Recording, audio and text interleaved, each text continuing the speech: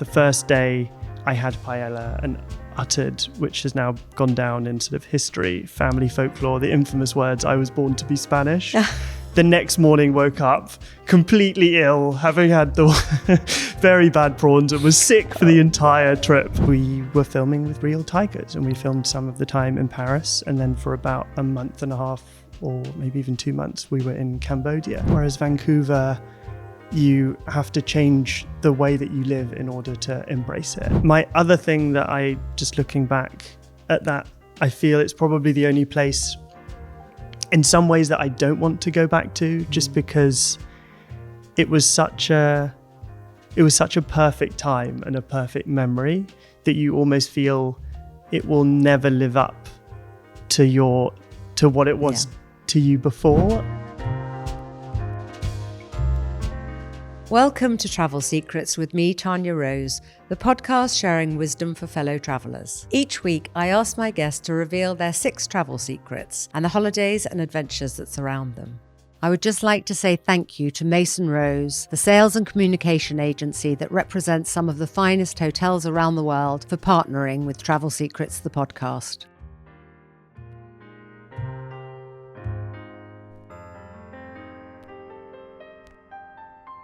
Today, my guest is the wonderful British actor Freddie Highmore, who shot to fame in Finding Neverland, Charlie and the Chocolate Factory, Spiderwick Chronicles, The Golden Compass. My favourite film you did, though, was A Good Year, because as I told you before, Albert Finney was a very close friend. So you must have had the best time in Provence filming with him. It was absolutely amazing. He was brilliant. And I think the two of us, me as my, very young 11, 12-year-old self, and him with a little bit more awareness of the world, I think the two of us were equally charmed by just getting to film there. And we were staying in this hotel up on the cliff and Gourd nearby, and it was a brilliant time. Well, he was my son's godfather, and he was absolutely wonderful. My son wants to be an actor, so he was always saying to him, "Why do you want to be an actor? Do you want to be celebrity?" And my son was like, "I don't know what the question is. I want to act because I love acting." And he said, "That's the right answer." So he had good, moral compass. He knew what he was doing. Very much so. And I feel also just during filming itself, he sort of became that character in showing me, I got to drink wine and taste a cigar for the first time, all of these things in the film. And he was like, "Oh, go on, have a little bit and see what it's like." Exactly. At least, hopefully it was the vin perdu or whatever the good one was, not the crappy one. No, it was all excellent. All I'm sure. Excellent wine. So after you did all your childhood things, you then went to Cambridge and you got a double first in Arabic and Spanish. That's right. It's very excellent. Madrid, work. I'm sure, is something that we'll talk about. And then obviously off to Vancouver, you went to do Bates Motel and then The Good Doctor, which is just sensational. I absolutely loved it. Oh, thank you. Yeah, it was a mad sort of 12 years, I guess, between 5 years on Bates Motel and 7 years on The Good Doctor, and both of those filming in Vancouver. I've spent most of my adult life over I'm there. sure you've got some great tips for us in Vancouver. I may do. I'm sure you do. And now you have The Assassin coming out, so that will be exciting for you to be back in the UK. Although it was filmed in Greece, I think, wasn't it? It was, but it still feels quite British. It feels like there's a real British sensibility to it in terms of the sense of humour. It doesn't, it's a sort of thriller. Keely Hawes is in it with me, and she plays a sort of ex, but potentially needing to get back into assassin.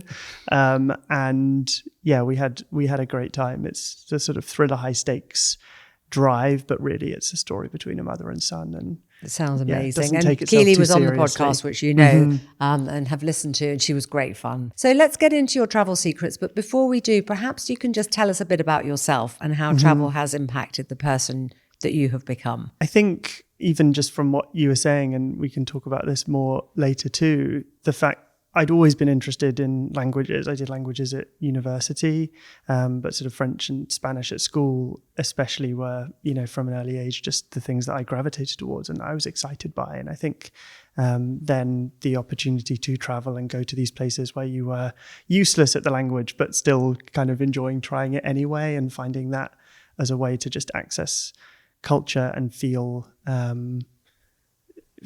it just felt like those trips and travel was so much more fulfilling when you had that insight that speaking the language gives you. And when you were filming, because you filmed from a very young age and obviously went to places to film, I mean, had you been on holidays before that, or was that your first, trips abroad and things? A few trips to Europe, but certainly I think the thing with acting, and that I got, as you were saying, from a very young age, is you get to live in these places. And so, I was able to, some things filmed in London, you could go home and that was wonderful, but I was also filming in New York and Montreal and Cambodia, which is something I want to talk to you about, and Provence, as we've already said. And you get to spend more than just that weekend or week's holiday somewhere. You get to spend potentially several months. And so there's an element of work, but it's also an element of holiday just in the exploration of this new place. And I found that actually particularly with Athens last year, the show that Keely and I were doing, it felt like a city where you need to have more than a few days in order to properly experience it and to find those restaurants that excite you more than others. And that's the great luck, I guess, that I feel I've had with acting, is being able to be in so many different places. And get under the skin of that destination. Exactly. And your father used to travel with you because you were obviously very young. So he used to come on set, did he? And come away for a couple of months with you whenever you were filming? Yes. I think it was probably sensible not to let me at, 12, 14 years old off to the other side of the world with someone that I'd never met before. But no, those memories that we have, and obviously, family, everyone would visit, and just these magical times. Oh, lovely. Well, let's get into your travel secrets then. So what's the number one destination you think everyone should go to once in their lifetime? Well, this may come as no surprise. I know what you're going to say. But having spent 12 years of my life in Vancouver, I'm going to say not just Vancouver, but Vancouver and British Columbia more generally. It's just such a magical place. And I think anyone who knows me who may be listening to this is also like, yes, we know, Freddie, you are really obsessed with British Columbia. I always get my map out on the phone. I'm like, oh, you can go to this place and this place and like do this and go here and here. So it's just, the city itself, I think, having grown up in London, I sort of arrived with a expectation of Vancouver, sort of finding in Vancouver the things that I loved in London and sort of transplanting it. And actually you realize quite quickly that Vancouver isn't this large city in the way that London is. It's not as obviously maybe culturally rich in the way that I was lucky enough to get accustomed to, as we were talking about before, with like films and theatre, and you feel like you're at the centre of things in London. Whereas Vancouver, you have to change the way that you live in order to embrace it. And by that, I think it's getting out and being in nature and realizing that you're in this city that's on the water with this seawall that surrounds it, these amazing forests that just rise up instantly. The mountains, the water, whales go by, bears are there. It's absolutely stunning. And also so quickly you can leave the city, which is, in the grand scheme of things, a relatively small city, especially for a city that you feel like and that you've heard of as a big place. And so quickly you're just out in the wilderness, in the middle of nothing. Yeah. How lovely. So what are your top tips for that? Well, in terms of getting out of Vancouver, there's a couple of places that I feel people should definitely go. One is Vancouver Island, and on the far west coast, you can drive all the way over, sort of take a ferry and drive over the other side. And there's a place called Tofino with this magical hotel that's on the water on Chesterman Beach, which is this absolutely stunning beach that you can surf on, but also just sit by a cozy fire and look out and enjoy, called the Wickeninish Inn. And that's a bit of an institution and has been there for quite some time in Tofino. And then just down the road on the west coast, there's a little village called Ucluelet, or Yuki, as the locals like to call it, which is maybe a little bit cooler and a bit more of a discovery. And there's this restaurant that I was lucky enough to go to called Pluvio, where you can also stay, and that was amazing. The food was great, and it's just these few little rooms above an inn. That sounds amazing. Magical. That sounds really beautiful. And then the Sunshine Coast as well, which is maybe a little bit less known than Vancouver Island and is smaller. and there are a few places that you can stay, but even just for a day trip from Vancouver, you can jump on the ferry and you get off and you just feel immediately, even in those 45 minutes of being on the ferry, that you just arrived in this place where time just slows down and sleepy little villages and towns with the water rising. That sounds out. so beautiful. So you spent 12 years there. So did you do 6 years on Bates? It was 5 on Bates and then 7 on The Good Doctor. Yeah. And so were you filming all week and then you had weekends off, or you had time in between? Exactly. And then just trying to make the most of it. And I would say, whale watching, especially around sort of September out in the Strait of Georgia, just by Vancouver, can be pretty spectacular. And if you go out in a sort of small little boat, you are almost guaranteed, or it feels like that in my experience, to see these humpback whales just going by. And it's the silence of being out there and the stillness on a quiet day. And suddenly that was the whale surfaces and goes past. And it's just lovely. The most magical place. So was it coincidental that you did both back to back? And they were both in the same place? They weren't the same director? Or? No, completely different. Really? And actually finishing Bates Motel, it was, very much coming back to London and telling friends, I've done my time away. I've done my 5 years abroad. Like, I'm coming back soon. And then I returned, and then the pilot of The Good Doctor started, and then quite quickly the show was picked up. And some people were like, "Oh, I didn't even realize you'd come back. I guess you're off to Vancouver again." How extraordinary, though, isn't it, that you spent that much time there? I mean, so it sounds much beautiful does film anyway. there. Do they? And so there's a lot. I think after LA and New York, or at least it was at the time, it's the kind of third biggest production hub in North America. But yeah, it's a lovely place to be. I can't speak highly enough of it. Well, that's a great... I could talk to you the entire time about Vancouver. And you know what? No one else has mentioned it, so that's really? fantastic. Okay, great. That's great. Everyone says Venice. So I haven't been to Venice. Venice is on my list. Definitely. It's like high up there. Yep. So beautiful. What is your most unexpected travel tale? So I hinted at this earlier. When I was younger, I got to be a part of this film called Two Brothers, which Jean-Jacques Annaud directed. And the two brothers were two tigers.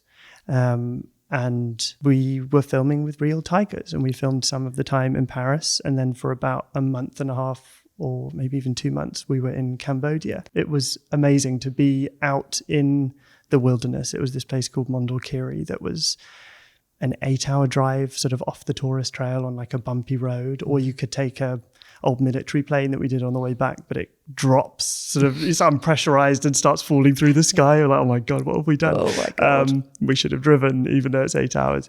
And they built this because there were no, it was literally the middle of nowhere. And so they made this clearing in a forest, and they put up about 300 tents, and they built a few little wooden houses, and all of the crew just sort of moved there for filming.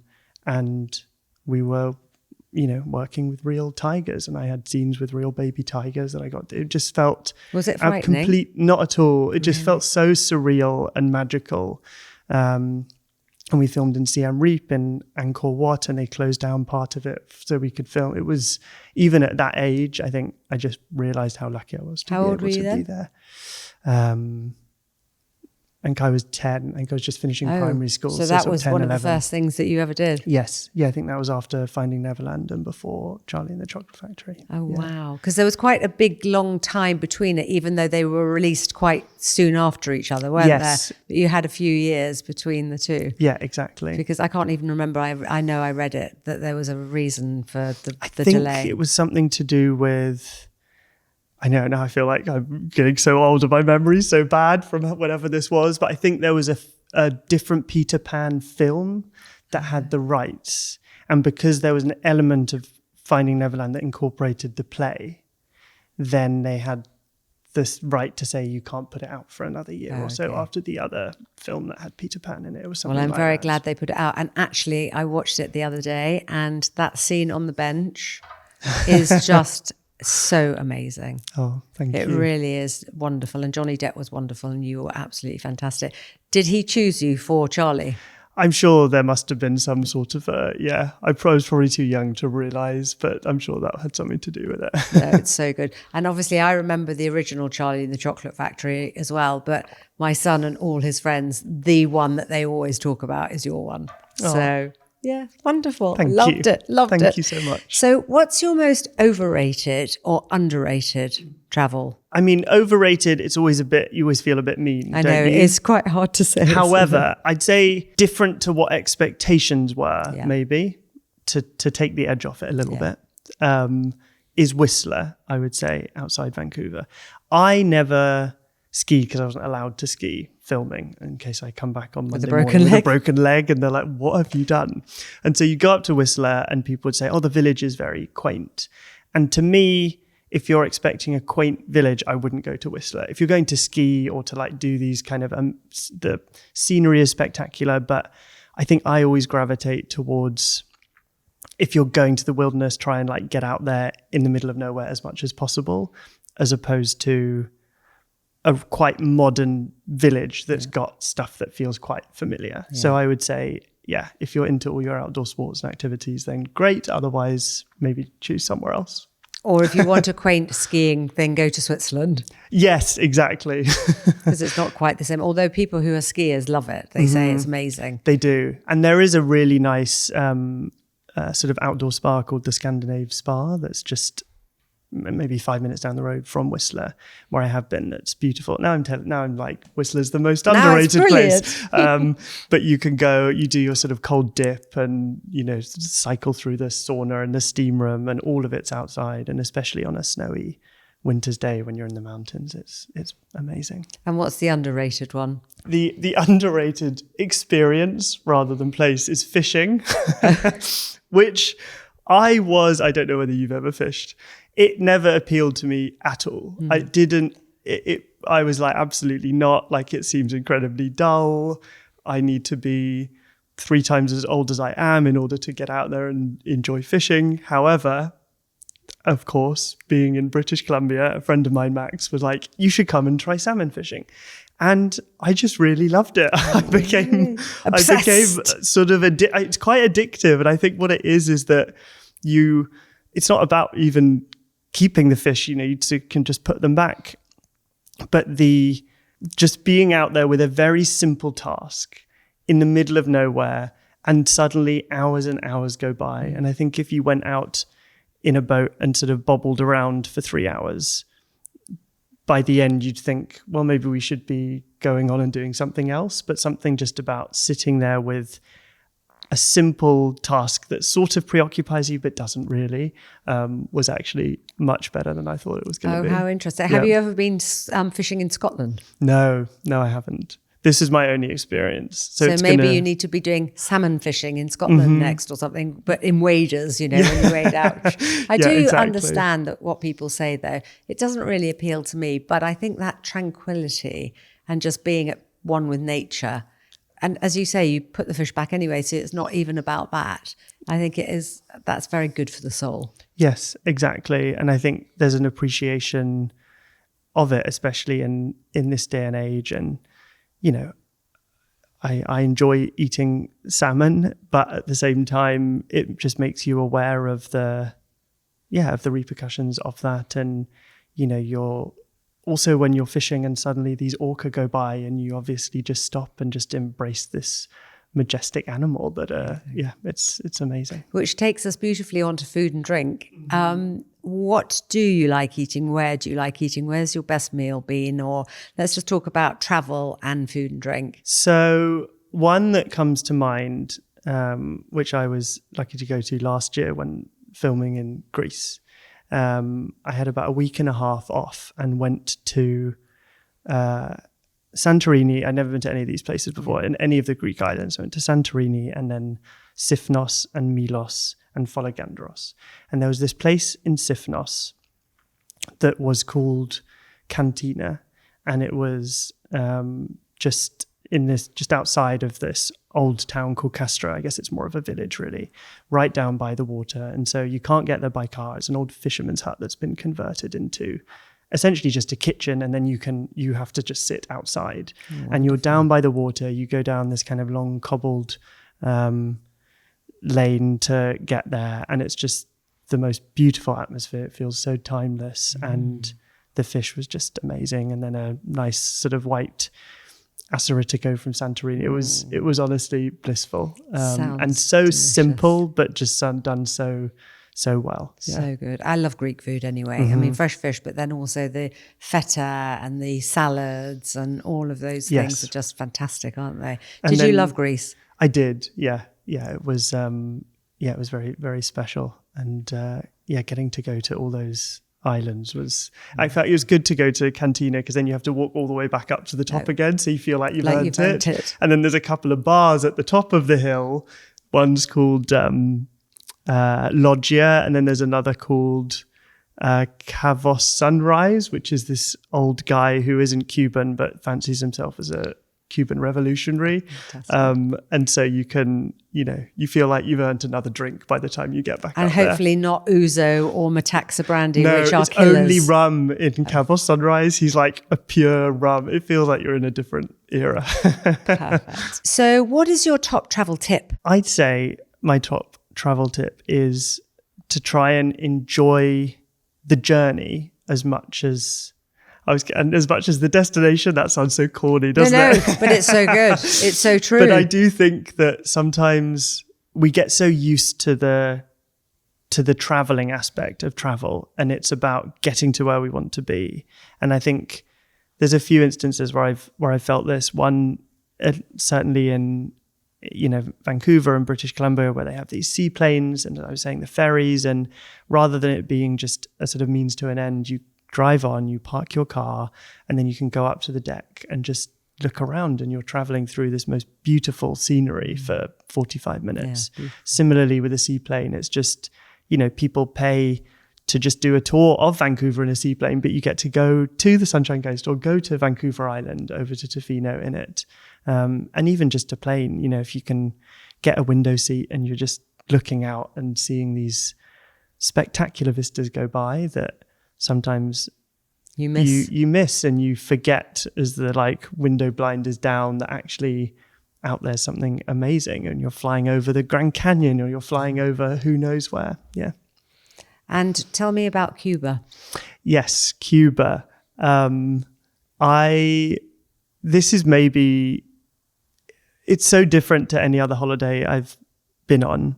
It was probably the holiday that cost the least, but is sort of my fondest memory. My now wife and I went maybe 10 years ago now or something, a long time ago. And we didn't have a plan at all, which I think is another little tip. We just got there and we were staying with families, and you just got to one and you rang up using the landline because there was no Wi-Fi around the island when we were there, and they'd say, oh yeah, you can stay with my friend at this next place, and you'd sort of rent rooms from people and just go as you went, and you so sort of you ring them recommended up by the people that you were staying with exactly. previously. And there was one we stayed with this sort of tobacco farmer in Viñales that was relatively near to, we managed to do the kind of whole island, but yeah, this one place was just, it was amazing. And you sort of woken up with warm milk, not because it was off, but because it had just come fresh really? That morning. And you just sort of sit there in this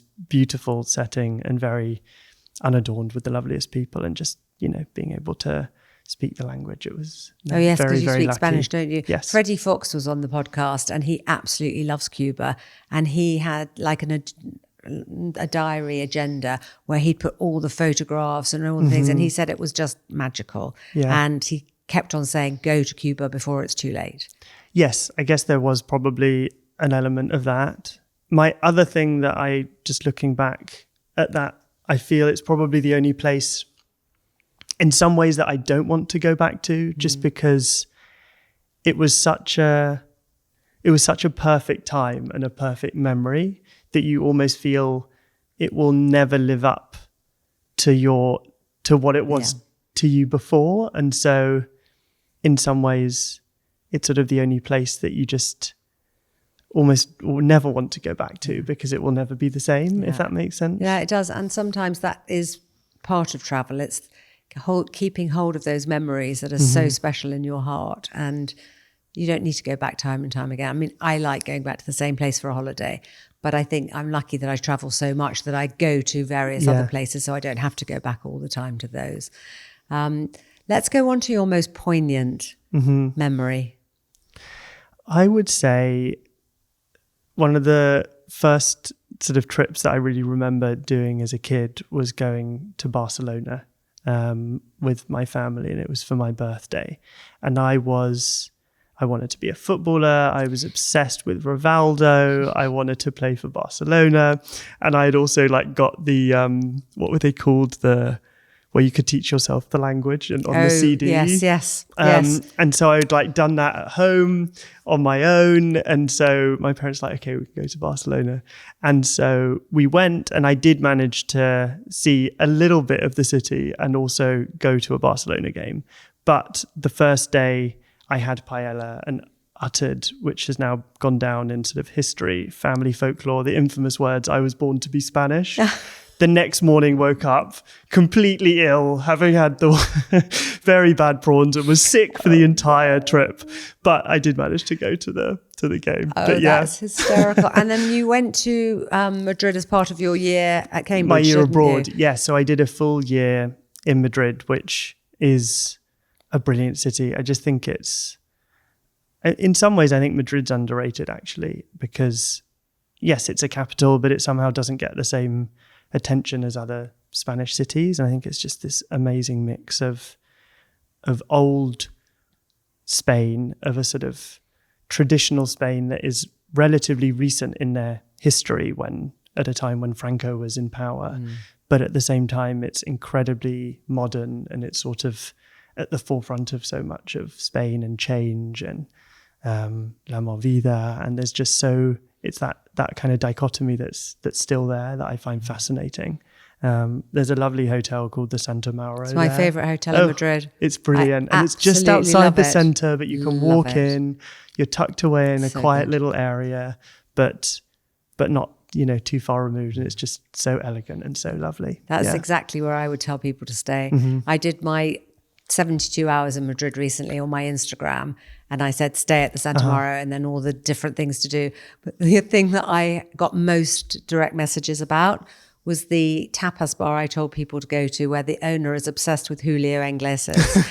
Everything is Julio, and then he starts karaoke and everyone sings it. I tell you, more people have gone to that tapas bar afterwards. It was hilarious. That is so funny. Forget the Prado. Yeah. They were all going there. Yeah, exactly. So funny. And also just from Madrid, you can explore on the AVE, on the really quick train, so much of